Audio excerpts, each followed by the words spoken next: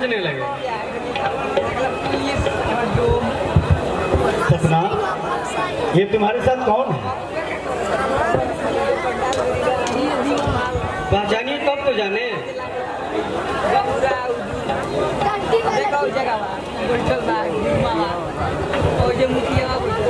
पायल, तुम जानती नहीं हो ये चंदनगढ़ थाने का इंचार्ज है।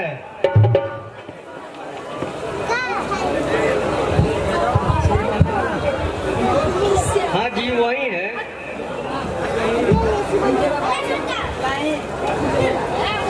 सपना, अरे तुम इतनी गए रात को आ रही हो, कहाँ से आ रही हो? कहीं शादी होती या पार्टी में गई थी क्या?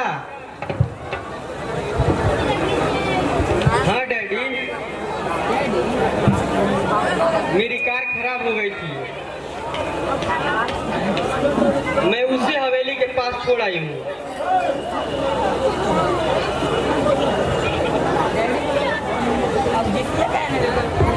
लेकिन ये थाना इंचार्ज तो पहली बार आए हैं, इनको फिर कभी हम देखे नहीं थे, आज पहली बार देख रहे हैं।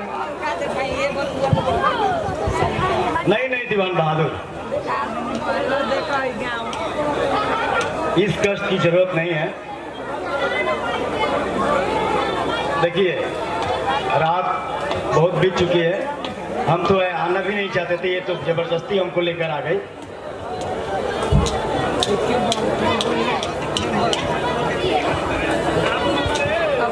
रात हो या दिन, इसमें अंतर क्या पड़ता है? ये तो तुम्हारा घर है, जब चाहे तब आ सकते हो।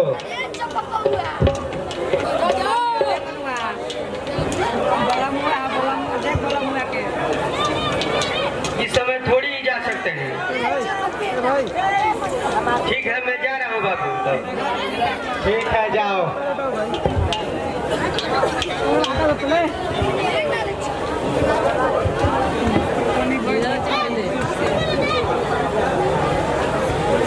तुम इस इलाके में पहले बार आए हो शायद? जी हाँ, पहली बार ही आया।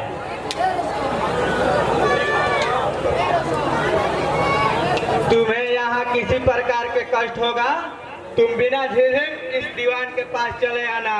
ये पूरा इलाका हमारे नाम से खौफ रहता है और कोई भी इधर तुमको दिक्कत परेशानी नहीं होगा। जहाँ भी दिक्कत होगा मेरा नाम ले लेना, कोई परेशानी तुम्हें नहीं होगा।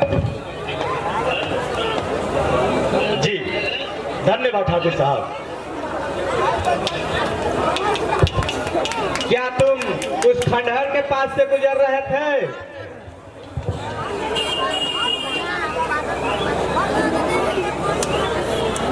देखिए ठाकुर साहब, भूतहा खंडहर कहाँ है ये तो मैं नहीं जानता। हाँ, कभी चला गया था ऐसे घूमने के लिए।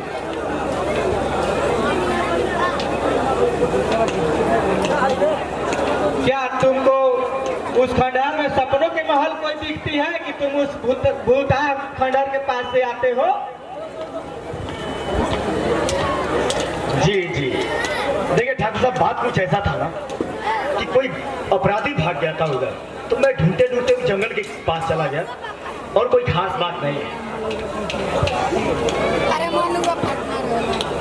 तो क्या तुम उस खंडहर के अंदर भी गए थे क्या? जी ठाकुर साहब, अंदर तक गए थे। तो वहां तुम्हें कोई दिखाई दिया या कुछ मिला? जी नहीं ठाकुर साहब, वहां पर कुछ नहीं मिला, कुछ नहीं दिखाई दिया।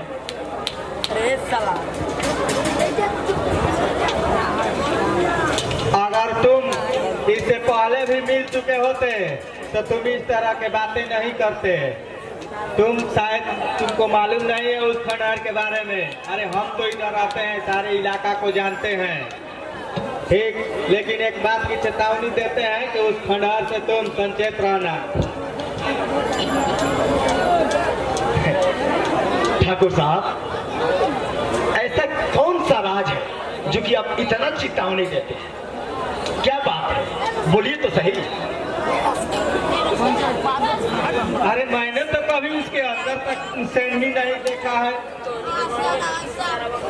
लेकिन उस खंडहर के बारे में बहुत तरह के अनोखे अनोखे बातें सुने हैं। जानते हैं ठाकुर साहब, लेकिन एक बात खटक रहा है मेरा दिमाग।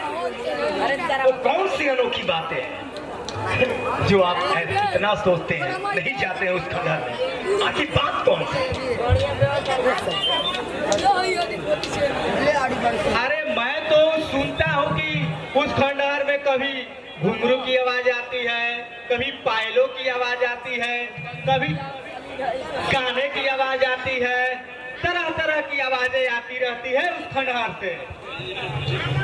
और कभी कोई आदमी की रोने की आवाज आती है, और कभी औरत की हंसने की भी आवाज आती है। अच्छा ठाकुर साहब,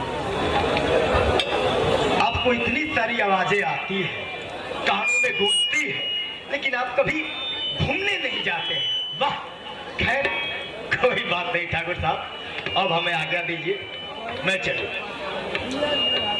ठीक है, फिर कब आओगे? ठाकुर साहब, अब तो मैं उसी समय आऊंगा जिस समय हमें पक्के सबूत मिल जाए। हाँ ठाकुर साहब, आपको शिकायत का मौका नहीं मिलेगा, हम आएंगे जरूर। अच्छा, तुम्हारा रहने होने का व्यवस्था वहाँ सही है?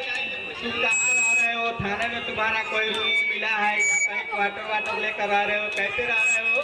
कोई दिक्कत परेशानी तो वहाँ नहीं हो रहा है ना?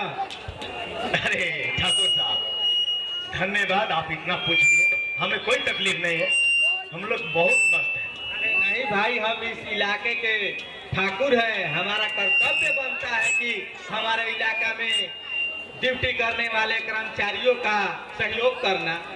वाह, धन्यवाद ठाकुर साहब आपका, लेकिन सरकार हमें इतनी दे देती है ना कि अब इसके आगे हम कुछ नहीं बोलेंगे ठाकुर साहब।